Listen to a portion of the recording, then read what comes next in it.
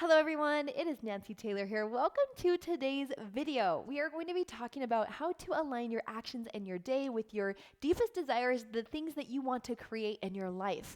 Sometimes we get in the habit of checking the boxes, doing the day-to-day habits and actions because that's what we've always done. And I want to pause you and stop you right there. I want you to reflect and check and see, are some things not in alignment with where you want to go and what you want to create in your life? Now, I'm going to be sharing 3 insights today. I hope they're helpful and you can take them right away. There was a nurse, her name was Bronnie Ware, and she worked with the terminally ill. And she would often ask her patients, are there any regrets that you have or things that you would do differently in your life? And she would get responses and started to classify them under 5 categories. And I'm going to read those to you. Number 1, she says, I wish I'd had the courage to live true to myself, not the life others expected of me. I wish I had lived a life I wish I'd had the courage to live a life true to myself, not the life others expected of me. Number 2, I wish I hadn't worked so hard. Number 3, I wish I'd had the courage to express my feelings. Number 4, I wish I had stayed in touch with my friends. And number 5, I wish I had let myself be happier. Do any of those make you pause and think? Do any of them sting a little bit? It's this bird's eye view concept of we get so caught up in the day-to-day or the habits or the goal setting. This happened to me when I was building my first course back in 2019, starting in 2020, the beginning of 2020. I remember my daughter coming to me and saying, Mom, when are you going to be done? And I would say later, later, later. And I kept putting off that experience. I kept putting off time with that relationship. And she was 2. She's like, kids have so much amazing wisdom. And when I pause and I read these, I'm like, oh, these are so valuable and helpful because we can get so caught up in building things that to the world seem successful and they feel successful. The dream career, building a business that is $1 million and going on that vacation you've always dreamed of, and these things that feel successful in the moment, and we like to talk about them and maybe a little bit brag about them. And when you think of the grand scheme of things, when you think of beyond this life and that eternal perspective, what truly matters? What do you truly care about? In this book, Tuesdays with Morrie, this is a book that actually was on my shelf, just like behind me. See how you take off the outer covering and you put them here. It was stacked on my shelf and my mom opened it and she read it. She said, this is such a good book. And I was like, I need to reread that book. And so I did, and I love this part. Morrie is, in the book, he's interviewed by Mitch, a professor. He's a professor, so Morrie's a professor, and Mitch is one of his previous students. And Morrie is diagnosed with ALS, so he is dying, and slowly it talks about how his body starts to lose function of his legs, and it gradually moves up his body, and eventually he says, I will die from suffocation. I won't be able to expand my lungs, and I will not be able to breathe. And as my body slowly deteriorates and stops. And this is what Morrie says to Mitch. He says, the truth is, Mitch, once you learn how to die, you learn how to live. Once you learn how to die, you learn how to live. What does that even mean? He explains it. He says, most of us all walk around as if we're sleepwalking. We really don't experience the world fully because we're half asleep, doing things we automatically think we have to do. And facing death changes all that. Oh yes, you strip away all the stuff and you focus on the essentials. When you realize you are going to die, you see everything much differently. I think we can take some time to pause and think with that perspective. There's that clarity that comes with the end of our lives that is those essentials, those things that truly, truly matter. I picked 3 things and I'm going to go over them. Number 1 is relationships. Relationships. I truly care about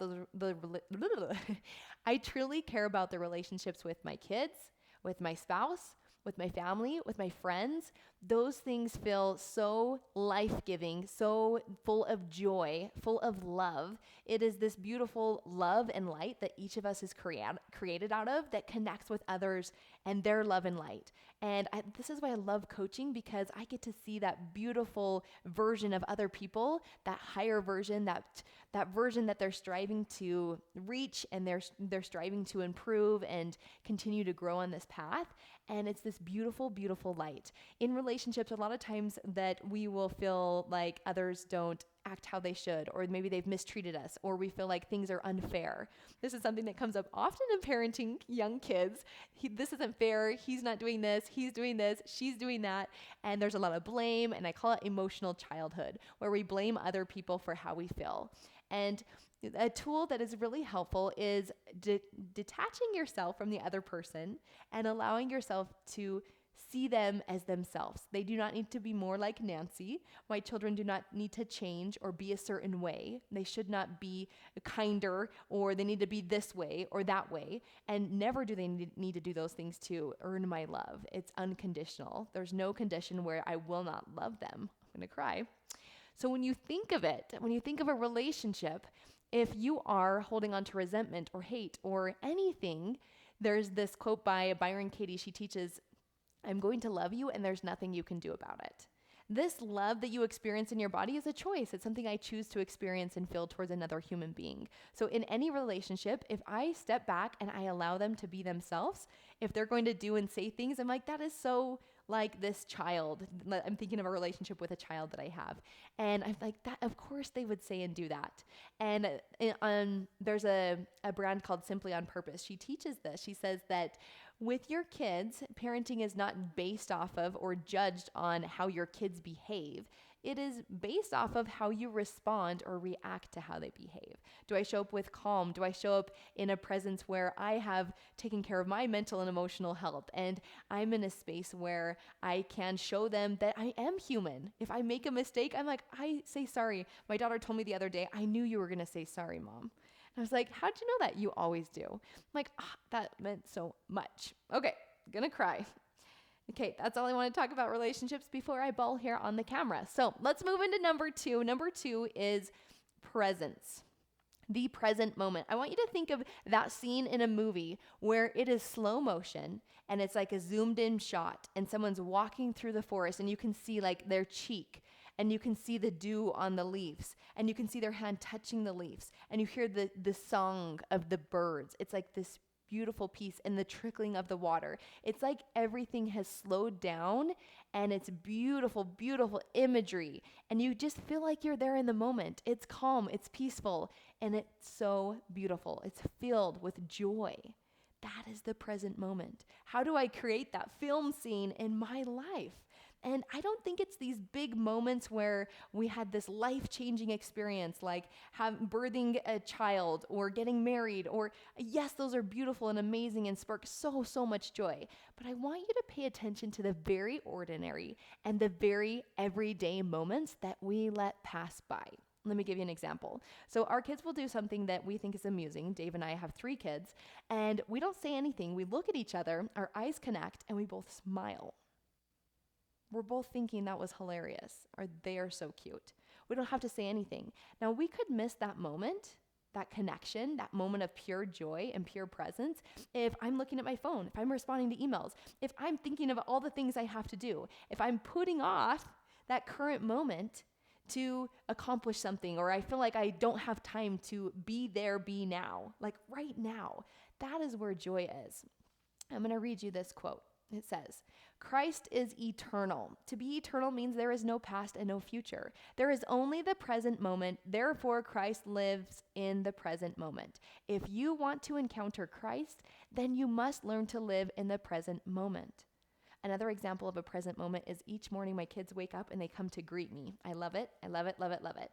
Once upon a time, I would shoo them away. I got to finish this work. Just a second, a minute longer. And now I don't do that. I look them in the eyes. In that present moment, they're like little puppy dogs, so excited to see Mom. And I hug them and I embrace them and we connect. It's like in yoga when they say, the light in me sees the light in you. It's a present moment of pure joy. Who knew I was going to get emotional in a movie, in a video? I did. I cry all the time about these things. Okay, number 3, the third and final thing is alignment. How do I live in alignment? I think your happiest, most joyful, fulfilling life is when you are living in alignment. Your actions and the things you do each day are in alignment with your deepest desires. And those deepest desires, sometimes we ignore them so long that we don't know what they are. I'll ask women often, what do you do for fun? What do you enjoy doing? Like, I don't know, I just take care of my kids in my house. And so pause and check in with yourself. What do I love to do? What do I enjoy? What is something that lights me up? And maybe you're on a journey to rediscover what that is. Maybe you're not sure. Sorry, my son, if you can hear it, just found a pickleball. The pickleball has been such a fun tool, by the way, that has reignited so much joy and so much fulfillment in the community and growth and getting better at a skill. And I know pickleball's not everything, but the skill of learning about other people, the skill of pursuing a goal and improving and getting better at something, continuing to show up for ourselves. Are you living in alignment with those deepest desires? This also happens in building a business. I'll coach women and even in conversation with other business owners, and it will come up often that maybe we feel like our business isn't where it should be, or the income's not where it should be, or we don't have as many clients as we think we should. And it can feel very defeating and difficult, and we'll want to give up and stop doing it. And it's so much work, and yet it's not bearing the fruits that I thought it would. And when you pause and you really check in with yourself and you align with why did you start it in the first place? What is the entire goal? Is it freedom? Is it that you want to create something that is bigger than you, or spread a message and help more people? Especially for my current goal in coaching, in helping women to develop the skills and the tools to have a more fulfilling and joyful journey in building their business and creating content and spreading their message. I feel so called to give them the tools and the wisdom and experience that I've had and coach them through the process, because so many times they put it off, they don't start, they don't feel expert enough, they feel inadequate. There's a book called Daring Greatly. It's by Brene Brown, and she shares a story of she is a researcher and she does a TEDx talk. And when she did, it went viral. Everyone loved it. They absolutely loved it. And what comes with viral is people love it and also people hate it and judge it. And so she was getting a lot of judgment, and it wasn't just on the content that she talked about vulnerability. It was on how she looked. Like, you should do less research and more Botox, and comments like that. And she read them, and she came across this quote. This was by Theodore Roosevelt, and he shared this in 1910. And she wrote a book on this in 2012. So like just over a century later, she used this as part of her book, the theme of her book. I'm going to read it to you.